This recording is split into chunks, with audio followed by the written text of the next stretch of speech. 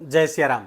मैं आचार्य राजेश श्री राम जन्मभूमि अयोध्या से प्रिय दर्शकों प्रस्तुत हुआ आप सबके समक्ष बहुत ही महत्वपूर्ण वीडियो लेकर के। यहाँ पर देवगुरु बृहस्पति 13 अगस्त से पुनर्वसु नक्षत्र पर गोचर करेंगे और ये नक्षत्र तख्ता पलट करने वाला होगा। न केवल वैश्विक स्तर पर बल्कि व्यक्तिगत जीवन में भी तख्ता पलट के अर्थात संपूर्ण परिवर्तन की घटनाएं घटने वाली हैं। क्या होगा, कैसे होगा, बहुत सूक्ष्मता से समझाऊंगा आपको और बहुत आसानी से आपको समझ में आ जाएगा। 13 अगस्त 2025 के दिन ये घटना घटेगी जब देवगुरु बृहस्पति पुनर्वसु नक्षत्र पर चले जाएंगे और जिस नक्षत्र के स्वामी वो स्वयं है अर्थात अपने ही नक्षत्र पर गोचर करना प्रारंभ करेंगे। आप अनुमान भी लगा सकते हैं जब देवगुरु बृहस्पति जैसा परम शुभ ग्रह और जो हमारे जीवन के लगभग प्रत्येक पक्ष के कारक हैं अर्थात चाहे ज्ञान हो, संतान हो, शिक्षा हो, धन हो, विवाह हो, दाम्पत्य सुख हो, भाग्य हो, सबके बारे में इवन मोक्ष तक के भी कारक वही हो जाते हैं केतु के साथ संयुक्त होकर के। हम तो कितने पक्ष के वो स्वामी हैं और वो जब आएंगे पुनर्वसु नक्षत्र पर तो बड़े ही शानदार परिणाम लाएंगे और क्यों लाएंगे ये सब आपको समझाऊंगा। तो 13 अगस्त से लेकर के 18 जून 2026 तक ये परिणाम प्राप्त होंगे अर्थात इतने लंबे कार्यकाल तक पुनर्वसु नक्षत्र पर काम करेंगे और पुनर्वसु नक्षत्र से काम करेंगे और यहां पर वक्री भी होंगे, पुनः मार्गी हो जाएंगे। उस सब को हम अब समझेंगे। पुनर्वसु नक्षत्र मिथुन राशि के 20 डिग्री से लेकर के कर्क राशि के 3 डिग्री 20 मिनट तक इसका विस्तार होता है। पुनर्वसु नक्षत्र के स्वामी तो देवगुरु बृहस्पति होते हैं, लेकिन इनकी जो देवी होती है इस नक्षत्र की वो होती हैं आदिति। मां आदिति का नाम सुना होगा, जिनके गर्भ से देवताओं ने जन्म लिया। भगवान सूर्य भी इन्हीं के गर्भ से उत्पन्न होने के कारण आदित्य कहे गए, क्योंकि मां आदिति के गर्भ से पैदा हुए इसलिए आदित्य कहे गए। तो कितना महत्वपूर्ण नक्षत्र है आप समझ गए, पहली बात। दूसरी, ये नक्षत्र मदरली केयर और नर्चरिंग के लिए जाना जाता, मां की तरह ध्यान और देखभाल पोषण करने वाला ये नक्षत्र माना जाता है, क्योंकि मां आदिति का नक्षत्र है, नंबर 1। दूसरी बात, इस नक्षत्र के 4 बड़े महत्वपूर्ण गुण हैं। उन गुणों को बताने के पहले आपको मैं एक बात बता दूं ताकि इन गुणों को आप कनेक्ट कर पाएंगे और आप समझ पाएंगे कि हमारे जीवन में उसका कैसा लाभ मिलेगा। तो ये गुण कौन से हैं और कौन सी घटना बताना चाह रहा हूं। वाल्मीकि रामायण के वाल्मीकि रामायण के बालकांड में से 18वें सर्ग के श्लोक नंबर 8, 9, 10 और 11 को अगर आप पढ़ें तो आप उसमें जानेंगे कि भगवान राम का जन्म भी इसी नक्षत्र पुनर्वसु नक्षत्र में हुआ था। अच्छा, अब भगवान राम का जन्म, अवतार और ये 4 गुण इस नक्षत्र के आप जान लीजिए। पहले तो रिटर्निंग का गुण होता है, अर्थात चीजें रिटर्न होकर के पुनः आती हैं।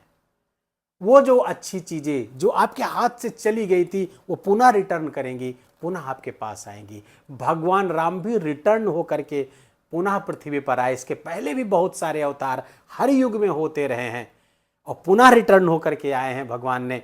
वो निराकार ब्रह्म साकार रूप होकर के राम के रूप में पैदा हुआ, अयोध्या में रिटर्न हुए। दूसरा गुण रिन्यूअल अर्थात नवीनीकरण।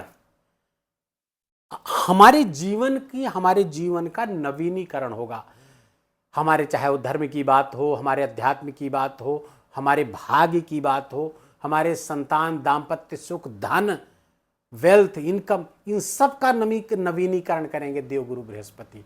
किस तरह? जैसे भगवान राम नवीनीकरण करते हैं। जब आते हैं, जन्म लेते हैं यहाँ पर, तो अत्याचार अनाचार फैला हुआ था पृथ्वी पर, सबको समाप्त करके बड़ा सुखद वातावरण, राम राज्य स्थापित करके नवीनीकरण करते हैं। नंबर 2। तीसरा गुण है, पहला रिन्यूअल रिटर्निंग, दूसरा रिन्यूअल और तीसरा है रेस्टोरेशन, पुनर्स्थापना करना। अर्थात हमारा जो सब बिगड़ गया था उसको पुनः स्थापित करते हैं। देवगुरु बृहस्पति हमारे जीवन में पुनर्स्थापना करेंगे। भगवान राम ने भी पुनर्स्थापना की। यदा यदा हि धर्मस्य ग्लानिर्भवति भारत अभ्युत्थानम् अधर्मस्य तदात्मानं सृजाम्यहम् परित्राणाय साधूनां विनाशाय च दुष्कृताम् धर्म संस्थापनार्थाय संभवामि युगे युगे। अर्थात ये पुनर्स्थापना का के लिए ही भगवान अवतरित हुए हैं। धरती पर स्वस्थापना बनाना, सुव्यवस्था बनाना, अनाचार नीति को समाप्त करके धर्म की पुनर्स्थापना करते हैं। ऐसे ही हमारे जीवन में भी शुभ चीजों की देवगुरु बृहस्पति पुनर्वसु नक्षत्र पर गोचर करके पुनर्स्थापना करने वाले हैं। चौथी महत्वपूर्ण बात यह है कि रिपीटिशन होगा, अर्थात बार बार अच्छी घटनाएं घटने वाली हैं हमारे जीवन में। जो अच्छी घटनाएं थी वो न केवल आके घट के चलेगी बल्कि उनका रिपीटिशन होगा। इसी 18 जून तक, 18 जून 2026 तक रिपीटिशन होगा। भगवान राम ने भी संभवामि युगे युगे, हर युग में मैं आता रहूंगा, अर्थात रिपीटिशन होता रहेगा। ऐसा परिणाम देवगुरु बृहस्पति का मिथुन राशि के जातकों को प्राप्त होगा। अब ये मिथुन राशि के जातक के लिए देवगुरु बृहस्पति का गोचर आपके राशि से भी हो रहा है, एकदम राशि पर ही गोचर कर रहे हैं। तो कहा गया है शास्त्रों में, एको जीवो यदा लग्ने सर्वयोगस तदा शुभा। जीव कहा गया शास्त्रों में देवगुरु बृहस्पति को। देवगुरु जब लग्न पर गोचर करते हैं तो सर्वयोगस तदा शुभा, सारे योग शुभ हो जाते हैं। और भी आगे बढ़कर की गई बात कि किम कुर्वन्त ग्रहे सर्वा यदि केंद्रस्थ बृहस्पति, सारे ग्रह मिलकर के भी आपका क्या बिगाड़ लेंगे यदि आपके केंद्र में देवगुरु विराजमान है। तो देवगुरु बृहस्पति न केवल केंद्र में है बल्कि आपके तो राशि पर ही विराजमान है, लग्न पर ही विराजमान है। बहुत शानदार परिणाम मिथुन राशि के जातकों को यहाँ पर प्राप्त होगा। 13 अगस्त 2025 को देवगुरु बृहस्पति जब पुनर्वसु नक्षत्र पर आएंगे तो मिथुन राशि के जातकों के लिए उन स्थानों का परिणाम से ज्यादा प्राप्त होगा जहां के स्वामी हैं देवगुरु बृहस्पति, जहां का प्रोजेक्ट उनके पास है, जहां का मंत्रालय उनके पास है। कहां कहां का प्रोजेक्ट है, मंत्रालय आदि शब्द इसलिए इस्तेमाल कर रहा हूं ताकि आपको समझ में आ जाए कि देवगुरु बृहस्पति को क्या करना है, क्या पोर्टफोलियो है इनके पास। कौन सा पोर्टफोलियो है? कर्म, अर्थात आपके कैरियर को बढ़ाने वाले हैं, कैरियर का विस्तार करने वाले हैं, कैरियर में श्रेष्ठता देने वाले हैं। और दूसरा, सप्तम स्थान, गृहस्थ जीवन में सुख संपत्ति की वृद्धि करने वाले हैं, सुख शांति की वृद्धि करने वाले हैं, व्यापार व्यवसाय की वृद्धि करने वाले हैं। आपका व्यापार व्यवसाय वृद्धि, कोई नया व्यापार व्यवसाय भी करेंगे आप। पुराना व्यवसाय जो आपने छोड़ दिया था मुश्किलों के कारण, वो पुनः स्थापित करेंगे आप, फिर से उसको शुरू करेंगे, फिर नवीनीकरण करेंगे, फिर से वो व्यापार व्यवसाय आपका स्थापित होगा। गृहस्थ जीवन में कोई समस्या चल रही थी, परेशानी चल रही थी, देवगुरु बृहस्पति आ गए हैं पुनर्वसु नक्षत्र, अब फिर से आपका आपसे प्रेम प्यार बढ़ने वाला है, फिर से घर की सारी चीजें व्यवस्थित हो जाने वाली हैं। यहां से जब लाभ देना शुरू करेंगे। दसम पर दृष्टि, दसम से दसम पर दृष्टि, कैरियर में जीवन साथी के भी और आपके भी विशेष उन्नति, विशेष सफलता प्राप्त होने वाली है, विशेष उन्नति प्राप्त होने वाली, पद का लाभ होगा, प्रमोशन का लाभ होगा, बशर्ते कि प्रयास ज्यादा करना होगा। क्योंकि जब दो केंद्रों के स्वामी हो जाते हैं केंद्राधिपति दोष भी लग जाता है देवगुरु बृहस्पति को, तो उसके लिए आपको एक्स्ट्रा एफर्ट करने होंगे। केवल देवगुरु बृहस्पति के पुनर्वसु नक्षत्र पर चले जाने से चीजें नहीं घटेंगी, आपको स्वयं का प्रयास करना होगा, स्वयं स्टेप्स लेने, और लेंगे ही लेंगे।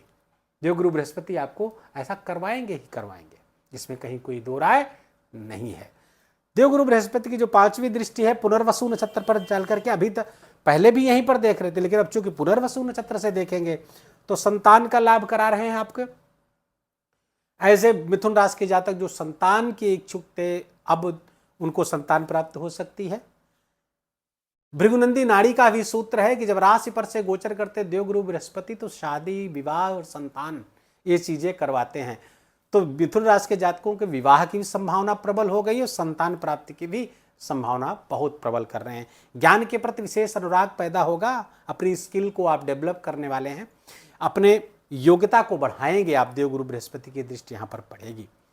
पूर्व पुण्य कर्मों का भी भाव होता है, ये ठीक है। आपके प्रेम जीवन में भी कुछ बहार आएगी, आपका ज्ञान यहाँ पर भी डिपॉजिट हो रहा है, तो अपने ज्ञान से आपसे प्रेम व्यवहार बढ़ने वाला है। देवगुरु बृहस्पति की जो 9वीं दृष्टि है वो आपके भाग्य स्थान पर पड़ रही, फलता देवगुरु बृहस्पति मिथुन राशि के जातकों के भाग्य को बढ़ाने वाले होंगे। भाग्य से बहुत अच्छे अच्छे काम आपके होने शुरू हो जाएंगे 13 अगस्त के बाद से।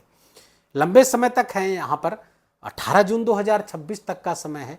तो बहुत अच्छे परिणाम यहाँ पर बैठ करके भाग्य, धर्म आदि, धर्म की उन्नति, अध्यात्म की उन्नति, साधु संतों की संगति अच्छी लगने लगेगी आपको यहाँ पर। साथ ही साथ धार्मिक स्थानों की यात्राएं आप करेंगे, वो उसमें भी आपकी रुचि बढ़ने वाली है। इन सब के माध्यम से आप अपने भाग्य को प्रबल करने वाले हैं आप। तो देवगुरु बृहस्पति यहाँ से आपको लाभ देने वाले हैं। अब यहाँ पर 18 अक्टूबर को एक विशेष घटना घटेगी। 18 अक्टूबर को देवगुरु बृहस्पति इस स्थान को छोड़ करके, मिथुन राशि को छोड़ करके अतिचारी गति करते हुए कहाँ चले जाएंगे? कर्क राशि पर, अपनी उच्च राशि पर चले जाएंगे। अब ये धन स्थान पर चले जाएंगे। देवगुरु बृहस्पति चूंकि धन के कारक हैं और आपके धन स्थान पर उच्चकर होके बैठेंगे, तो 18 अक्टूबर से विशेष धन की प्राप्ति प्राप्त होगी। विशेष धन की, आकस्मिक धन की प्राप्ति हो सकती है। प्रॉपर्टी, पैटर्नल प्रॉपर्टी, कुटुंब की संपत्ति कुछ प्राप्त हो सकती है। कुछ धार्मिक मांगलिक कार्यक्रम आपके घर होने की संभावना है आपके 18 अक्टूबर के बाद से। लेकिन यहाँ पर 5 दिसंबर तक ही रहेंगे। 5 दिसंबर को पुनः पीछे आकर के फिर से मिथुन राशि पर आ जाएंगे और यहीं पर गोचर करेंगे 2 जून तक। 2 जून को पुनः कर्क राशि पर चले जाएंगे, फिर उच्च के हो जाएंगे। पूरे साल भर उच्च के रहने वाले हैं। तो कुल मिलाकर के मिथुन राशि के जातकों के बहुत शानदार परिणाम आने वाले दिनों में मिलने वाले। हाँ, कुछ ग्रह हैं जो इसमें तमाम वैश्विक परिस्थितियों को बदलने वाले हैं। हमारे जीवन में हम भी कैसे बच पाएंगे? यदि सब पूरे घर में आग लगी है, पूरी दुनिया में आग लगी, तो हम कितना बच पाएंगे? लेकिन देवगुरु बृहस्पति वो समझ देंगे, वो ज्ञान देंगे आप, जिससे आप अपने आप को, अपने धन को, अपने परिवार को, स्वयं को आप अच्छे तरीके से मैनेज कर सके, व्यवस्थित कर सके, ध्यान रख पाएंगे। उपाय क्या करना है? विष्णु सहस्त्र नाम का पाठ करिए, नमो नारायण, ओम नमो नारायणाय मंत्र का जप करिए, या ओम नमो भगवते वासुदेवाय मंत्र का जप करिए। गायत्री मंत्र का जप करने के बाद ये सब करिएगा तो विशेष परिणाम आपको प्राप्त होंगे और किसी अन्य उपाय करने की आवश्यकता नहीं है। वीडियो को यही विराम देंगे। वीडियो अच्छा लगा हो, आपके काम का लगा हो, मेरा बोलना आपका सुनना दोनों सार्थक हुआ हो, कृपा करके इस वीडियो को लाइक करिएगा, अपनों के साथ शेयर करके उनको भी इसका लाभ दीजिए। कमेंट में जाकर जय सिया राम लिखना बिल्कुल भी मत भूलिएगा। मेरा विशेष निवेदन, विशेष आग्रह आपसे। चैनल पर नए हैं तो इसको सब्सक्राइब कर लीजिए, बेल आइकन की घंटी दबा लीजिए, नोटिफिकेशन, ताकि आपको सहजता से पहुंचता रहे नए वीडियो का। अपना बहुत बहुत ख्याल रखिए, अपनों का ख्याल रखिए। जय जय सिया राम।